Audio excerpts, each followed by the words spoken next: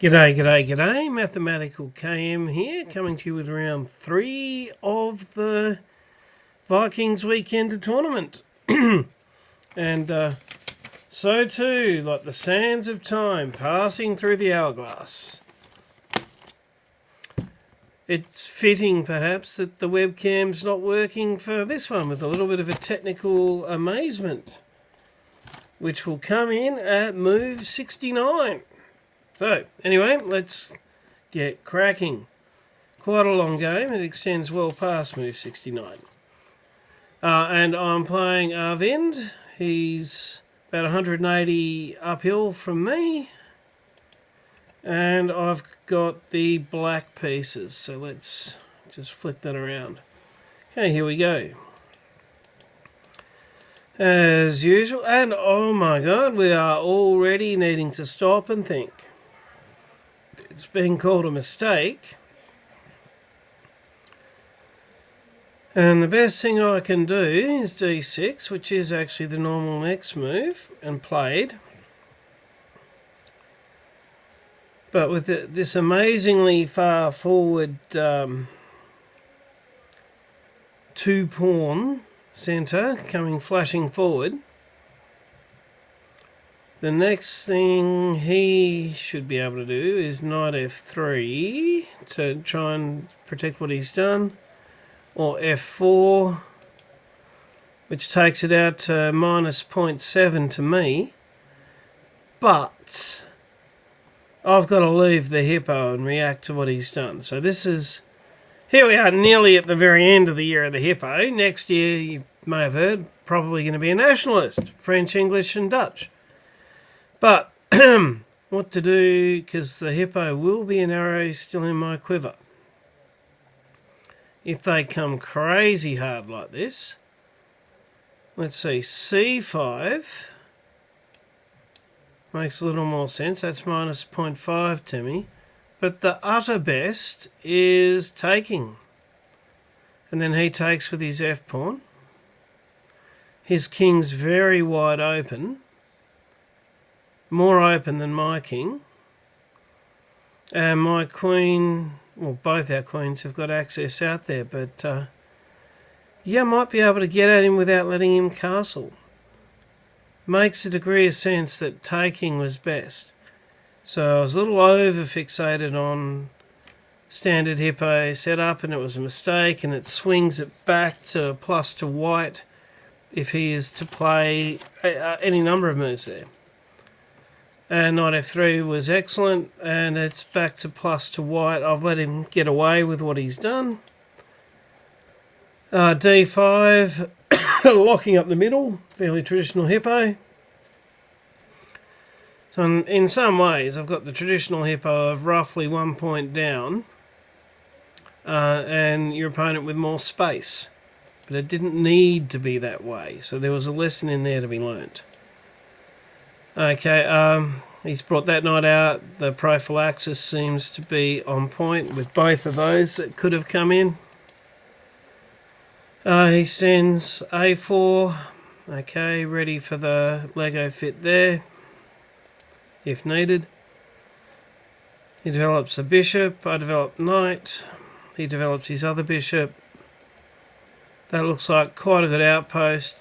I don't think he'll let me keep it, and I was predicting he wouldn't let me keep it, and he didn't. So I've managed to, I guess, swap a knight for a bishop, and this pawn structure doesn't look that bad, actually. And I've also a semi-open file, which I might be able to move around to make some use of.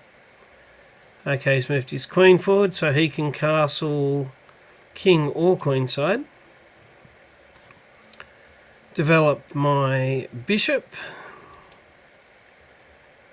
He's looking to swing this one around to here, lining it up on the queen. I'm thinking about playing f6 at some point. I'll have the bishop, currently the queen, but it might need to not be dealing with his bishop. And that knight into the middle will give me 3 pieces on it. So I've moved the queen forward. That was good. I thought his bishop was going to swing round, but it didn't, so I bring my... I've now got the knight and the bishop and the queen pretty much ready to play f6. Okay, got to move the queen first.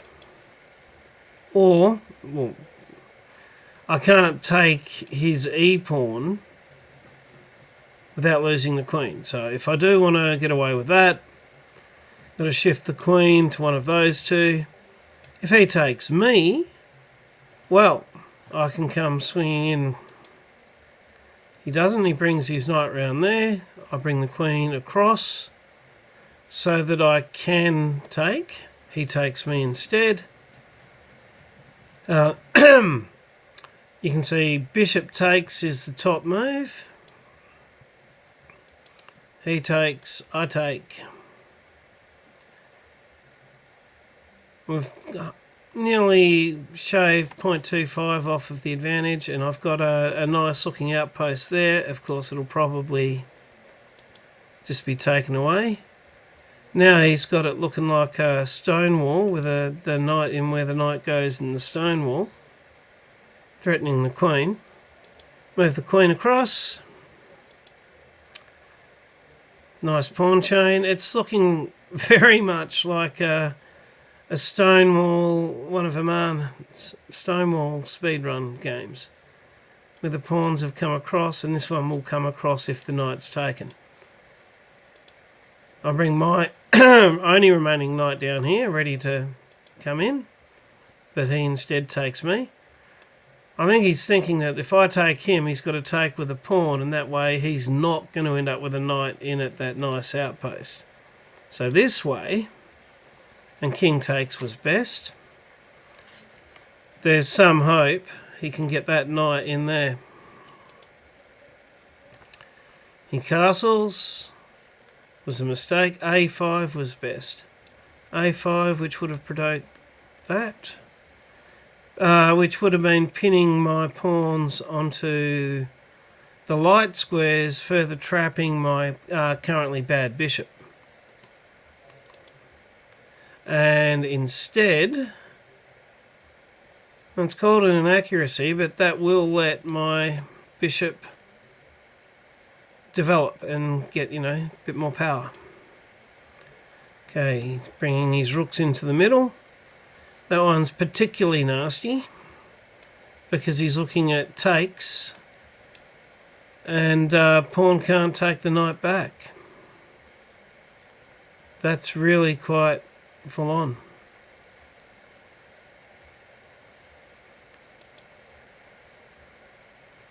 That was best because it kind of had to happen, but I was fully expecting... We'll go to what he does do because it isn't this, but I'm wondering what happens.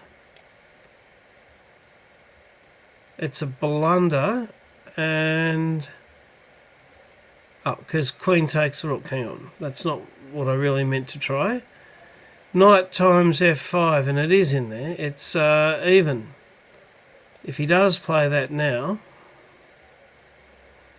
then the response is queen f7 threatening the knight, and the bishop's threatening the pawn. He won't be able to save both, and I will win that pawn. Let's say he goes there. And then how do you save that rook? Certainly not by putting the pawn forward. You can make it swapping the bishop for the knight. A very even game. Okay, so that's... I didn't need to go down that particular little hole because he instead played b3, supporting that pawn, stopping my bishop from grabbing it. And it's a mistake, and what I should be playing right now is b5. But I threw in a check and got the queens off, and that has actually shifted the edge to black. I didn't go to b5 yet. I instead supported the base of the pawn chain. Can I call that a fianchettoed rook? around his own pawns. But no, it's actually quite a good move. Still a shite shave to me. And no doubt he's looking to get 2 pieces onto that pawn. Currently I've got the king and the rook 2 pieces, but you know, he can also develop further. In an inaccuracy, getting the king out of the way, he did double. And then the inaccuracy followed by the great move that it allowed to be played. Is now I've got a bishop and a rook on that one. Okay, so he can kind of see that there's some sort of danger for his G-pawn in the future. Brought this pawn out. It's got the ability to kick the knight away. It also allows rook to h6, giving me 3 on that one. He goes early with the knight back. I've now got the 2 rooks and the bishop. He's rerouting his knight. You wanted it before, you don't want it now. B5 is an inaccuracy, and it truly is. He takes, I take. C4 is a great move, I agree. Plus 2.3. Should have gone further. Because if he takes, I can't take back. Because if he just takes me, if I take him, he takes me. And he gets a bishop and a rook for a rook. So the best thing I can do after that bad thing was pull the bishop all the way back. So I essentially gifted a pawn from that little exchange. Okay, so it is a little bit of a mistake, and I do have 3 on that pawn to his 2. And rook E is the one to go with. Gone. He takes.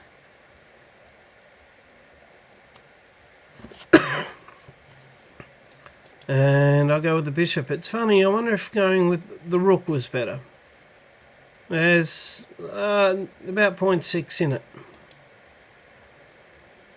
And that move there would not have been possible if I'd gone with the rook.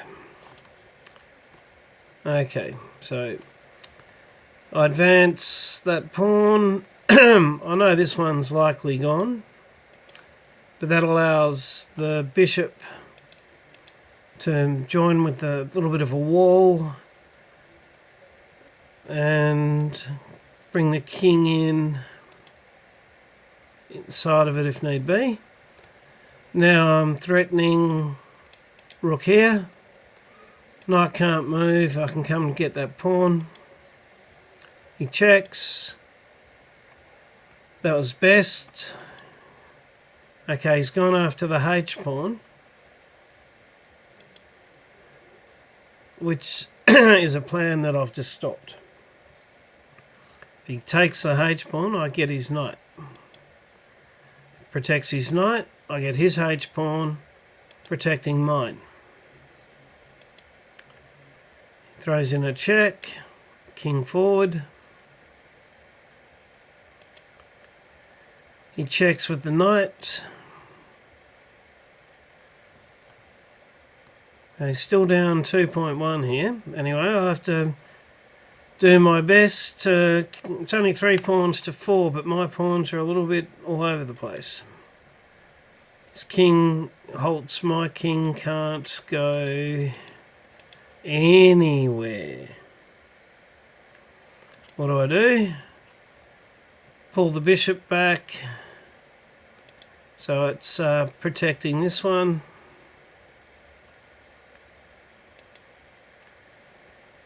It comes with the knight. I'll put the bishop back. Okay, he's got 2 pieces threatening that pawn. I also have to keep protecting this pawn. So king a7. Wow.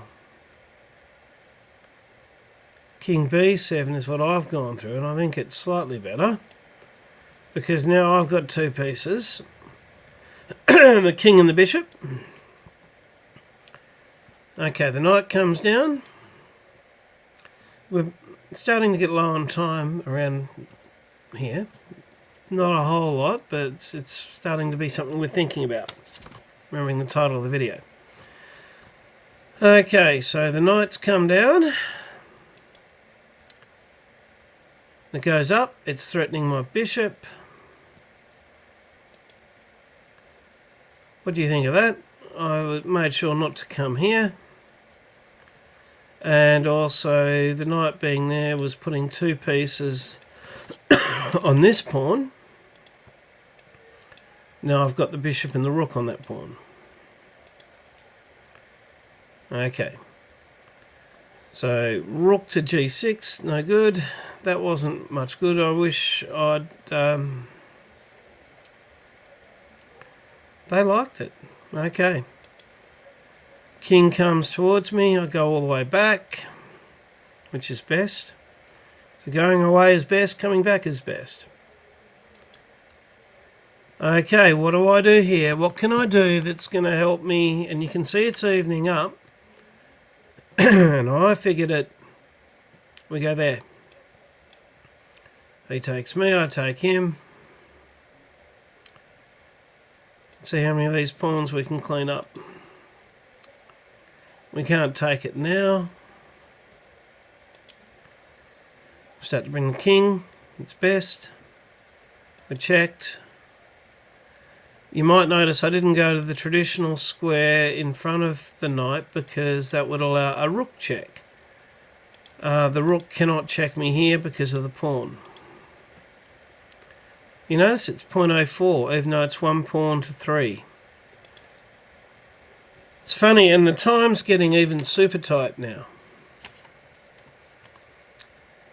So he goes rook g7, he's rerouting that knight.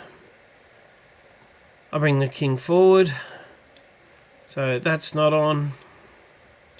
And if that happens, I can, and it does, I can come here, threatening the knight. Goes here. Bring the bishop, threatening the knight, so bishop takes knight. I mean, he's got to move the knight, really. Got the bishop and the king. Let's check. Threatening the knight. Threatening the knight. I could say and the rook, but the rook's, you know, protected by 2 pawns. But the knight, if nothing else happens, yeah. Aha! Interesting move. Excellent move. Brings the pawn forward. We're up to move 60. I've probably got about 4 minutes on my clock here. He's got around 15.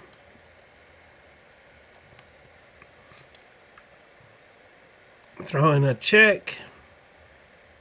Because one thing I have noticed is bishop and now rook. The best one to take it with is the rook, which comes with check. It's on 0.00. Now it's one pawn versus 2 pawns. King comes. It's interesting. Rook to b5 is 0.0. Played. King comes down. Remembering my clock's probably down to 3 minutes now. So, a mistake. His clock's getting low as well. And that was best, and that's after my mistake. I've come back up, threatening this pawn. He goes down, which was check. So I brought the king out. It couldn't stay. The pawn comes forward. I'm really thinking at some point that bishop's probably going to have to take that pawn. But it will be better if the king can help. Okay, that's a blunder. Because rook takes d4. Now it's 1 pawn each. He gives me a check instead of going forward with the pawn. Because I can't take the pawn because of the knight. Best move is king f5. Played. Not point, not. Okay, he's sending his king, and it's best. His king down to help.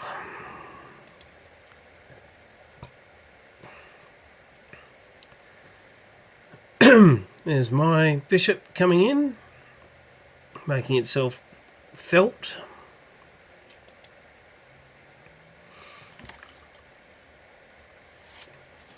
The one thing I seriously don't want to let happen is I don't want to let that knight go with this bishop. If I can leave him with a king and a knight, good enough. So I can assume I can get the rooks off with each other, and I need to stop the exchange of knight and bishop and sack the bishop for that pawn when I get the chance. So back. Was excellent, but here's my chance. Bang. Great move. Takes with check. Okay. So if I can get the rooks off, he doesn't have any pawns, he's only got the knight. The rook's off, this is a drawn game. Oh, that's 73. Whoa, let's go to the sands of time. Back to move 69. Okay, I've made my move. Where are we? But it's gone beep, beep, beep, beep, and then it's also given me 20 seconds. And, you know, what the heck? And as is, you know, right, Arvin stopped it and, hey, Mr. Arbiter, why did it give him 20 seconds after he ran out of time?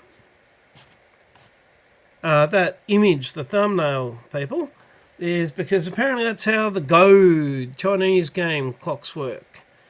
You don't get any increment, but if it hits 0, you get 20 seconds or something. I guess you've really got to go. And we saw that there were 69 moves had been played, and we were both owed 35 minutes. So we've been playing like madmen, more me than Arvind. I actually got down to 0. But then we got a big plus 35 minutes each. So he's up to 47 minutes, and I'm at 35 minutes. The clock is no longer the big issue that it was. And so from this point forward, we actually get to think properly about these moves that more me, but also Arvin was down to 12. Yeah, some more thought goes into it from here.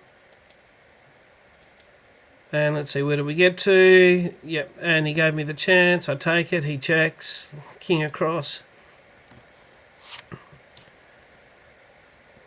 Okay, king d5 is best. King e4 is not that different. I've gone king e4. He's lining up on taking my pawn. I protect the pawn. He brings, so he's got the king can't go first in terms of two pieces ganging up on the pawn, but it's coming. Slide my king across, rook up, and that's a great move, and he can basically see that the rooks are going to come off. He'll probably sack his knight on the pawn. Even if he just wins the pawn once those rooks are off. Arvin's offered me the draw at that point, and I have taken it. And with the sands of time being a little bit interesting in that game, I guess a draw was a pretty appropriate result. And gee, I had to find some defensive moves in that end game there. So this is a game where I was on the back foot quite a bit, but fought back more than a little bit. 4 great moves to Arvind and 7 to me. So there were some great moves in the fighting back. 79 to 80.4. So I outplayed him. Interesting. 2000 2050. That crazy opening, 78.9 to 73.6. I'm used to seeing the 90s on both. 77, 77, 80, 84 for the end game. There you go. So, heck of a game. We had the excitement of running out and losing on the clock. I mean, I knew that something was wrong because I knew I'd been moving in less than 30 seconds, so how the heck did I actually run out and have it go down? And then what was with the extra 20 seconds? But so we had quite the tussle, and I look forward to the next time I meet Arvind over the board. Probably won't be in the year of the hippo. He'll be facing the nationalists. It'll be English, Dutch and French. Alright, bye for now, everyone.